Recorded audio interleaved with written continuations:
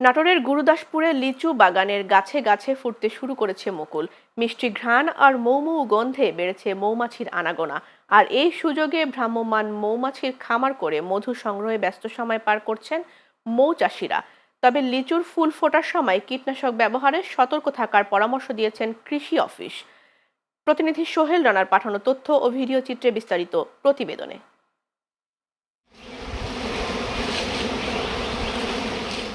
ধানের পরে লিচু চাষের জন্য বিখ্যাত চলনবিল অঞ্চলের গুরুদাসপুর। লিচু বাগানগুলো ভরে উঠেছে সোনালী মুকুলে, চারদিকে বইছে মিষ্টি ঘ্রাণের সুবাস। তাতে আকৃষ্ট হয়ে গাছে গাছে উঠছে ঝাঁকে ঝাঁকে মৌমাছি। লিচু ফুলের পরাগায়নে মৌমাছির আনাগোনা বৃদ্ধি আর মধু সংগ্রহে অস্থায়ী খামার তৈরি করেছেন মৌচাষিরা। প্রতিটি গাছের নিচে সারি সারি বসানো হয়েছে মৌমাছির বাক্স, আর তাতে মধু জমা করছে মৌমাছিরা। মৌমাছি না আসলে পারে ফুলের তো পরাগায়ন ঘটে না, সেই ক্ষেত্রে আমাদের লস দেখা যায়। কিন্তু মৌচাষিরা আসলে পারে তারাও লাভবান হয়, আমরা লিচু চাষিরাও খুব লাভবান হই। মৌচাষিরা বলছেন লিচু মধু খুব ভালো মানের হয়, বাজারের দামও ভালো। আবহাওয়া ভালো থাকলে ভালো মধু সংগ্রহ করতে পারবেন বলে আশা তাদের। নাটোরে আসছি লিচু মধুর সংগ্রহ করার জন্য। আল্লাহ দিলে লিচুর মধুর গুণমানটা একটু ভালো, খাইতেও স্বাদ লাগে।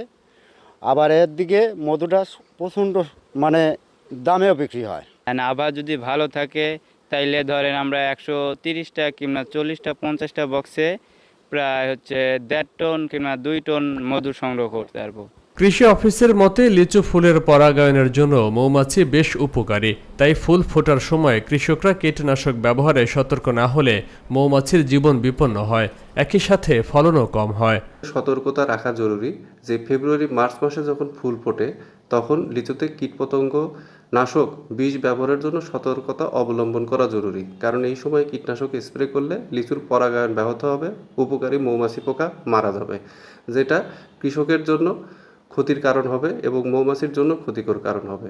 আমরা যদি এই সব কিছু মিলায়া চাষ করতে পারি তাহলে লিচুর আবাদ বৃদ্ধি পাবে এবং দেশের অর্থনীতিতে গুরুদাসপুর থেকে একটা ভালো অর্জন আমরা আশা করতে পারি। কৃষি সংশ্লিষ্টরা বলছেন গুরুদাসপুরে লিচুর মুকুল ঘিরে মৌমাছির আনাগোনা বাড়ায় ফলের সম্ভাবনাও বাড়িয়ে দিয়েছে।